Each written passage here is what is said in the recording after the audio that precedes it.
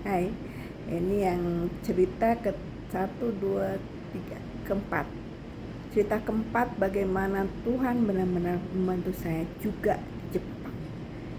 Eh, Lanjut ya, memang ceritanya berbeda, waktunya pun berbeda.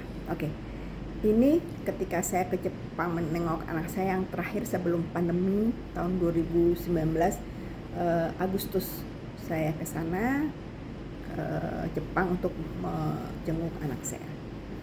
Ceritanya gini, saat itu adalah badai Krosa. Kalau ingat, berita tentang badai Krosa di Jepang sudah masuk ke Jakarta juga, blow up dan heboh. Saya juga sangat ketakutan gara-gara misalkan di sana. Badai Krosa adalah badai kayak typhoon, entah dari mana kemana saya lupa, tapi yang jelas buntut typhoon itu akan merusak, melabrak Jepang di saat-saat tertentu, dan saya sudah harus pergi, tidak mungkin mundur karena sudah dapat tiket. Jadi saya berada di Jepang saat itu di tengah-tengah badai Krosa. Oke. Suatu saat, badai itu bolak-balik, saya nggak tahu gimana ceritanya, pokoknya bolak-balik kalau ada badai, anak saya kasih tahu, Mama hati-hati hari ini badai akan ini itu kan. Oke. Jadi saya bisa terpantau kalau badai ada. Jadi waktu itu suatu hari saya ke Nara, ke daerah kira-kira 4,5 jam dari Chiba ke Nara, di ujung kanan, ujung atas tempat kijang hidup di perkotaan Nara. Oke. Dari Funabashi Hotel, petugas kereta sudah kasih tahu bahwa bahasa Jepang ya, saya dengan anak saya, Ibu nanti minimal jam 3 Ibu harus sudah siap di Nara untuk pulang. Waktu itu jam 6 pagi di Funabashi Hotel. Jam 3 harus siap berangkat karena jam 5 badai akan datang di daerah sana. Oke, siap gitu kan. Saya ke sana, saya bermain dengan kijang, dan akhirnya saya ingat bahwa saya harus segera di stasiun maksimal jam 3 kata petugas di Funabashi Hotel. Oke, jam 2 sudah siap di stasiun karena saya takut ada apa-apa gitu kan. Oke, saya siap jam 2, ternyata badai datang lebih cepat. Jam 2 langit gelap di Nara, hujan deras, anginnya luar biasa sampai kursi roda saya tuh bergoyang, dan saya bisa terbang karena banyak mobil yang bergoyang-goyang. Kereta jelas tidak berani untuk jalan, diam di stasiun. Stasiun panik karena Nara tempat wisata internasional, banyak bule itu kan bahasa Inggris ya. Jadi saya dengar mereka ngomongnya apa, tolong cepat, saya harus ke sini gitu. Dan stasiun itu bingung kan, petugas juga bingung karena memang badai, gelap, anginnya gila, ngeri banget. Dan saya gila, aku nggak bisa pulang, karena kalau pulang kemana? Terbang ya nggak mungkin lah, pesawat aja mungkin nggak jalan. Terus gimana? Apakah saya harus nginap? Oke, kalau nginap di mana? Untuk cari hotel aja nggak mungkin. Kalau telepon, astaga, mana bisa bahasa Jepang, bahasa Inggris pun belum tentu dia bisa bahasa Inggris. Terus hotelnya di mana? Kemana? Bingung, otak saya padat dan saya takut. Jujur, saya nangis saat itu. Saya diam, saya mundur dari chaos suasana itu, teriak-teriakan bule-bule yang ketakutan. Saya mundur ke tempat satu yang sepi, diam, tutup mata, saya berdoa. Saya nggak tahu berdoa apa, yang jelas Tuhan, saya nggak tahu apakah saya bisa pulang, apakah saya harus mati di sini atau apapun. Saya lupa aku berdoa apa, tapi yang jelas saya diam, tutup mata, berdoa tanpa saya tahu apa yang saya harus katakan pada Tuhan, karena saya yakin Tuhan sudah tahu apa yang aku mau. Berapa menit kemudian saya sudah mulai tenang. Saya buka mata. Tiba-tiba di depan saya ada seorang petugas stasiun Nara, perempuan kecil pakai topi dan bicara bahasa Inggris. Dia bilang gini, "Ma'am, what can I do for you?" Saya selama 5 tahun berkeliling Jepang bolak-balik itu 3 kali per tahun tidak pernah mendengarkan petugas stasiun Jepang bisa atau mau berbahasa Inggris. Dia berbahasa Inggris di depan saya membuat saya bisa ngomong, saya pengen pulang, gitu, bla bla bla bla. Saya ngomong dengan susah payah. Kok informasi saja, kalau saya stres, saya nggak bisa ngomong, saya nggak bisa ngapa-ngapain, diam, stuck, termasuk bicara bahasa Inggris kayak bahasa Jepang, apalagi bahasa Indonesia pun saya bisa stres.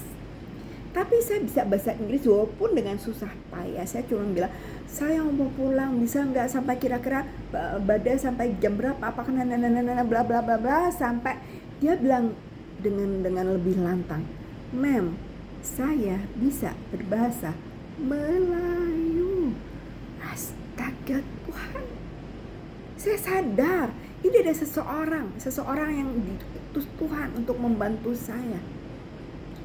Saya langsung bisa berbahasa Indonesia dengan lebih lancar walaupun juga tetap terbata-bata, sampai dia bilang, "Ma'am, saya akan membantu Anda ke stasiun yang lebih kecil yang bisa membawa Anda pulang ke Tokyo." Benar? Really?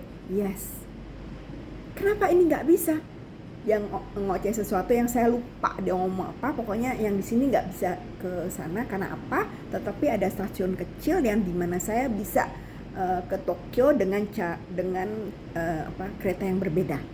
Oke, dia membantu saya memasakkan payung saya, yang payung itu harus kuat, khusus dari Jepang supaya tidak terbang karena badai. Kami harus naik bis 3 terminal sampai ke stasiun itu, dan perempuan itu memegangin payung untuk saya dan ngobrol untuk saya tenang. Bolak-balik 3 kali naik bis, saya nggak bisa berpikir apa-apa, semua dibayarkan oleh perempuan itu. Sampai di stasiun entah apa namanya saya lupa, dia beliin tiket. Kamu tahu nggak, tiket Nara ke Funabashi Hotel itu kira-kira pokoknya rupiahnya 1 juta, dan dia bayarin dan saya nggak ngeh harus bayar, nggak ngeh banget. Dia tidak minta, dia benar-benar temenin saya sampai saya duduk di kereta. Dan saya ingat minta difoto. Boleh nggak saya foto? Boleh. Nanti ada fotonya, namanya Yoko. Saya minta nomor telepon karena saya janji untuk kirim foto dan mungkin kita bisa bertemu lain kali. Dia bilang silahkan. Sampai kereta jalan, dia keluar, dadah lewat jendela. "Terima kasih Yoko, thank you." Saya bilang, dia menunduk sampai 90 derajat. Saya berterima kasih dan dia juga sangat menghormati saya. Puji Tuhan, itu kan saya belum bisa berpikir apa-apa. Saya tidur 4,5 jam dari Nara ke Funabashi, Nara ke Tokyo dulu, ganti stasiun, ganti kereta, masuk ke Funabashi Hotel, 2 kali lagi ganti kereta. Dan saya belum berpikir banyak. Sepanjang jalan dari Nara ke Tokyo saya tidur. Begitu bolak-balik ganti dari Tokyo Station masuk ke Funabashi Hotel, Funabashi Nishi Funabashi, terus pindah lagi Funabashi Hotel. Saya jalan pulang ke apartemen. Itu sampai situ kira jam 10 malam. Misha sudah menunggu. "Mama gimana?" Saya cerita. Akhirnya pada saatnya, "Cel, minta tolong ini foto Yoko ini kirim ke nomor ini, supaya saya kan janji saat itu untuk kirim foto. Oke, dikirim mah Michelle, kirim ke tempat Michelle, dan Michelle kirim ke Yoko, dan gak bisa, pending sampai bilang dia telepon, nomornya nggak ada, mama nomor ini tidak ada. Aduh, salah ya, karena yang pencet nomor dan nama tuh beliau sendiri, bukan saya. Terus tolong dong kamu telepon ke stasiun Nara, ada nggak namanya Yoko? Ditelepon lah Michelle, jawabannya sangat mengejutkan, tidak ada nama Yoko di sana. Merinding nggak? Nih, tangan saya merinding. Yoko tidak ada. Apakah Yoko memang ada seorang perempuan dengan petugas sebagai petugas stasiun pura-pura, ataukah Yoko memang tidak ada? Apakah itu adalah Tuhan Yesus? Apakah itu adalah malaikat Tuhan? Apakah apapun, saya nggak tahu. Saya awalnya ketakutan, bukan takut tapi merinding. Gila, ada Tuhan datang lagi di depan saya,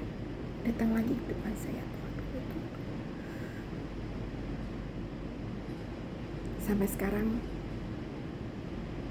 masih merinding nih. Tengguk saya merinding. Tuhan ada. Kesaksian yang luar biasa. Saya ditolong di badai Kroasa, di mana saya bisa saja terbang karena angin yang sangat luar biasa, dan bisa saja saya tidak bisa hidup lagi karena ternyata hari itu badai di Nara 2 hari. Bayangkan kalau tidak ada Tuhan menolong saya 2 hari saya di sana, apakah benar-benar saya masih bisa hidup atau bagaimana? Saya nggak tahu.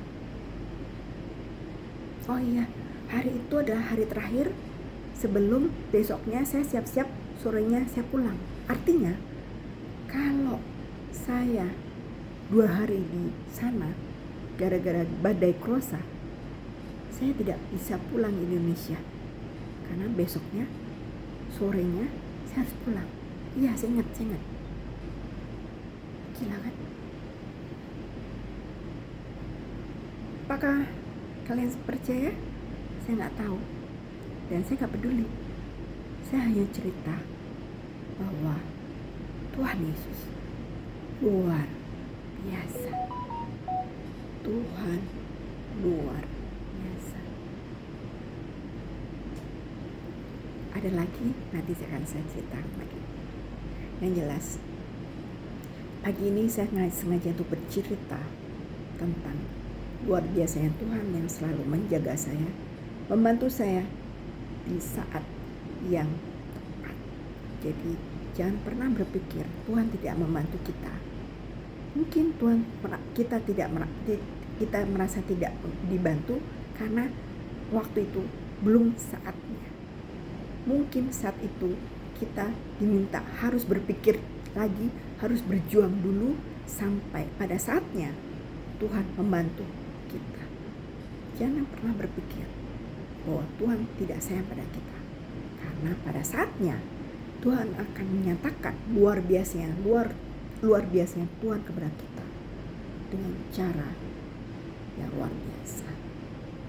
Saya peka dengan ini, dan saya yakin ini karya Tuhan untuk saya.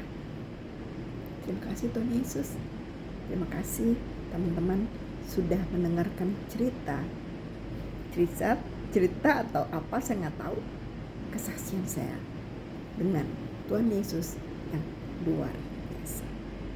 Terima kasih waktunya untuk mendengarkan.